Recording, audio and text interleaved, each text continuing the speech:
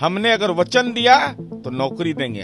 हाँ जीतन राम मांझी जी, आपकी परेशानी मैं समझ सकता हूँ। एक अदद टिकट के लिए आप इस ढंग का अनर्गल आरोप लगा रहे हैं। ट्वीट में ही उन्होंने लिखा है कि नौकरी के बदले पैसे की उगाही की है सरकार ने। प्रमाण देना।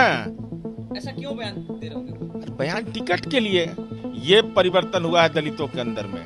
बीपीएससी शिक्षक भर्ती परीक्षा और उसके बाद रिजल्ट को लेकर बिहार में घमासान मच गया है। अब राजनीतिक बयानबाजियां जो है वो भी इस पे आने लगी है। जीतन राम मांझी ने सोशल मीडिया पर ट्वीट किया है और लिखा है कि लैंड फॉर जॉब के बाद ये मनी फॉर जॉब का मामला है, ये मनी फॉर जॉब स्कैम है। 1,70,000 के आसपास करीब वैकेंसी आई थी, उसके बाद रिजल्ट भी आ गया, कई अलग अलग विभागों में शिक्षकों की नियुक्ति हुई है। लेकिन अब सवाल उठने लगे हैं। जीतन राम मांझी ने बड़ा बयान दिया है, कहा है कि ये मनी फॉर जॉब है। लैंड फॉर जॉब मामला लालू प्रसाद यादव पे लगा था और अब जेडीयू पे लग रहा है, महागठबंधन की सरकार पे। माननीय जीतन राम मांझी जी राज्य के पूर्व मुख्यमंत्री रहे हैं। माननीय नीतीश कुमार जी ने उनको पदभार ग्रहण कराया था। मैं चुनौती देता हूं, चुनौती है 24 घंटा के अंदर में आप एक प्रमाण दीजिए, एक प्रमाण। अरे सच तो यह है कि संघ लोक सेवा आयोग और देश के किसी भी राज्य आयोग ने 1.5 महीना लगभग अनुमानित 1.5 महीने की समय सीमा के तहत इतने बड़े पैमाने पर 1,70,000 शिक्षकों की नियुक्ति कर दी। यह तो गौरतलब है, यह तो देश के लिए एक उदाहरण बन गया कि हमने अगर वचन दिया तो नौकरी देंगे। हाँ जीतन राम मांझी जी, आपकी परेशानी मैं समझ सकता हूं।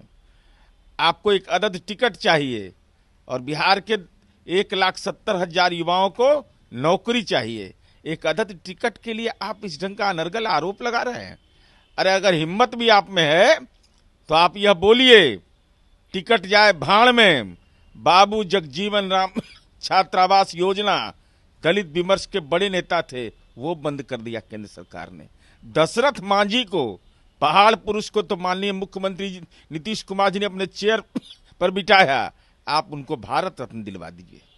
अपने राजनीति के प्रभाव का इस्तेमाल अगर है और ये अनर्गल बयान से सवाल हम पूछेंगे कि आपने कितनी नौकरियां दी। आपको इतना दिन काम करने का मौका मिला तो जुलाई 2022 तक आपने नौकरी दी है मात्र 7,22,131 केंद्रीय सेवाओं में। हमने कहा तो नौकरी दिया। जीतन राम मांझी आपके साथ थे और कुछ दिन पहले वो अलग हुए और उसके बाद इस तरह का बयान देना, उन्होंने कहा है, उस ट्वीट में ही उन्होंने लिखा है कि नौकरी के बदले पैसे की उगाही की है सरकार ने। प्रमाण देना। ऐसा क्यों बयान दे रहे होंगे वो? अरे बयान टिकट के लिए, एक अदद टिकट के लिए बाबू जगजीवन राम का अपमान बर्दाश्त कर लेंगे, एक अदद टिकट के लिए दशरथ मांझी को भूल जाएंगे। इन लोगों का हाल ये है कि एक अदद टिकट के लिए इनकी जुबान नहीं खुलती है अमित शाह और नरेंद्र मोदी के सामने। लेकिन ये बिहार का दलित है, हर चीजों पर निगाह रखे हुए है कि दलित विमर्श में आज दलित समुदाय का व्यक्ति राष्ट्रीय झंडा फहराता है और माननीय मुख्यमंत्री जी वहां खड़ा होकर सैल्यूट करते हैं। ये परिवर्तन हुआ है दलितों के अंदर में, और तो मैं चुनौती दे रहा हूं कि प्रमाण दीजिए। चलिए एक आखिरी सवाल। मध्य प्रदेश में जेडीयू ने 5 उम्मीदवार उतारे हैं। अब सवाल उठने लगा है कि इंडिया गठबंधन में रार है, अब एक दूसरे के खिलाफ ही लड़ रहे हैं आप लोग। नहीं, इंडिया गठबंधन 2024 के लोकसभा चुनाव के लिए है। राज्य इकाई को हर एक जगह अधिकार प्राप्त है, वह चुनाव लड़ सकता है।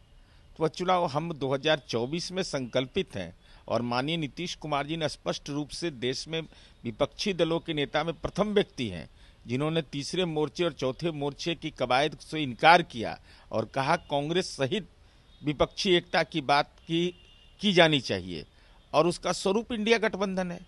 इसलिए ये क्षेत्रीय आधार पर राजनीतिक दल निर्णय लेते हैं, इसका कोई व्यापक राजनीतिक निहितार्थ इंडिया गठबंधन पर पड़ेगा, मुझे ऐसा नहीं लगता। चलिए, तो जीतन राम मांझी ने शिक्षक भर्ती परीक्षा के रिजल्ट पर सवाल खड़े किए थे, जिस पर जेडीयू ने उन्हें चुनौती दी है कि 24 घंटे के भीतर एक प्रमाण सामने ला कर दें। अनिकेत कुमार, बिहार तक, पटना।